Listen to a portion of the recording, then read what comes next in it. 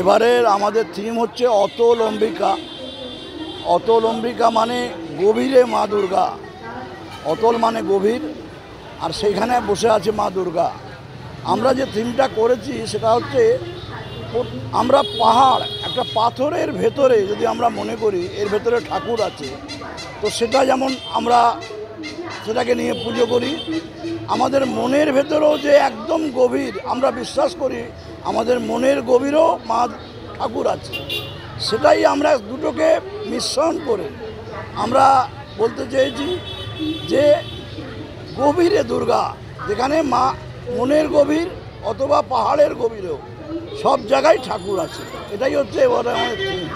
এটা কততম পুজো আপনাদের? এটা আমাদের 88 বছরের পুজো, 88তম। বাজেট কত রয়েছে? এবছরে বাজেট আমাদের প্রায় 20 লাখ টাকা। মানে বলতে পারা যায় যে সালকিয়ার একটা বড় বাজেটের পুজো এটা। হ্যাঁ, মোটামুটি সবার বাজেট তো আমি জানি না, তবে মোটামুটি আমাদের বাজেট এবারে অনেক উপরে নিয়ে গেছে।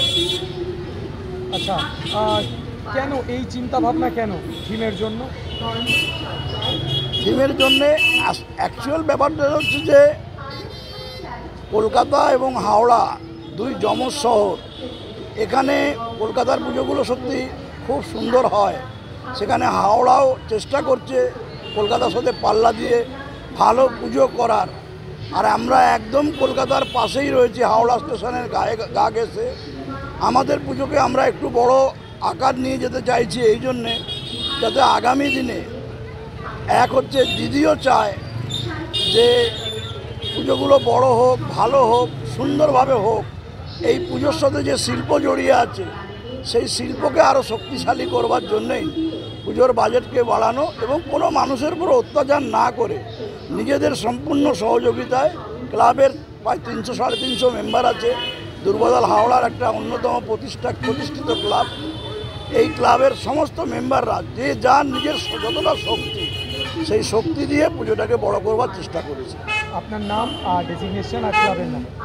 আমার নাম নারায়ণ মজুমদার, আমি সালকিয়া দুর্বদল ক্লাবের পুজো কমিটির সেক্রেটারি, আর ক্লাবের নাম সালকিয়া দুর্বদল।